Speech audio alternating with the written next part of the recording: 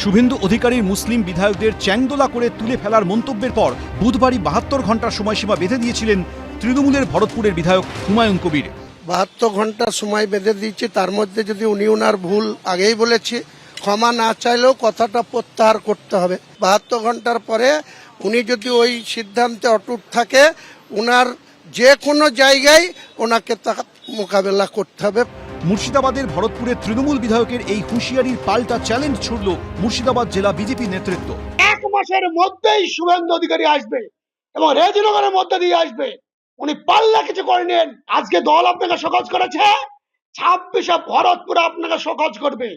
বিজেপির চ্যালেঞ্জ গ্রহণ করেছেন হুমায়ুন কবির। শুভেন্দু অধিকারী যতদিন এই মুসলিমদের বিরুদ্ধে ব্যক্তিগত যে আক্রমণ করেছে, মুসলিম বিধায়কদের বিধানসভা থেকে চ্যাংদোলা করে বের করে রাস্তায় ফেলার কথা প্রত্যাহার না করবে, শুভেন্দু অধিকারী যতবার মুর্শিদাবাদে ঢুকবে ততবার তাকে প্রতিরোধ করব। তাকে প্রশাসন পারলে ঠেকাবে, আমি নিজে নেতৃত্ব দিয়ে তার সামনে দাঁড়াবো, গাড়ির সামনে দাঁড়াবো, তাকে উদ্র করাবো, তবে ছাড়বো। এ তো সরকার রুখে নেবে।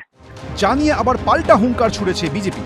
শুভেন্দু অধিকারীর সঙ্গে থেকে আমি রেজিনগরের উপর দিয়ে বেলডাঙ্গার উপর দিয়ে এই বহরমপুরে আনবো। উনি কি করতে পারে আমিও দেখে নেব। অর্থাৎ মুর্শিদাবাদ মানেই বাংলাদেশ হয়ে গেছে। বিজেপি হাতে চুরি পরে রাজনীতি করে না। একসময় মুর্শিদাবাদ মানেই ছিল অধীর চৌধুরী, সেই তিনি এখন পরাজিত।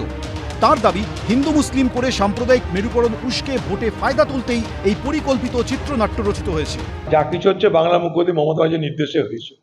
এখানে আমাকে ভোটে হারানোর জন্য সাম্প্রদায়িক বিভাজনের তাস খেলানো হয়েছিল মমতা ব্যানার্জির নির্দেশে।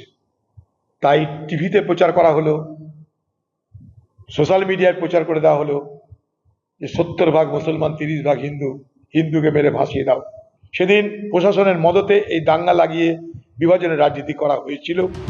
বৃহস্পতিবারই হুমায়ুন কবিরকে শোকজ করেছে তৃণমূলের পরিষদীয় শৃঙ্খলা রক্ষা কমিটি, কিন্তু তাতে দম্বার পাত্র যে হুমায়ুন নন তা তার কথা থেকেই স্পষ্ট।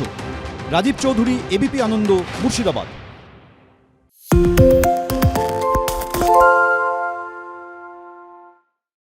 সত্য অন্তহীন, সত্যের খোঁজও তাই, সত্য সন্ধানে তাই আমরা অক্লান্ত, অকুতভয়। এবিপি আনন্দ নতুন ভাবনার প্রতীক, যা মনে মুক্ত, তথ্যে যুক্ত এবং যাবতীয় সীমানার বাঁধন থেকে মুক্ত।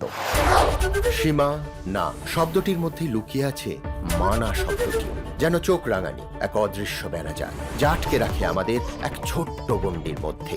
একমাত্র সঠিক খবরই গড়ে তুলবে এক মুক্ত সমাজ। সেই জগৎ গড়ার লক্ষ্যে কোনো সীমানার ঠুকুটি আমরা মানব না। এবিপি আনন্দ এগিয়ে থাকে, এগিয়ে রাখে।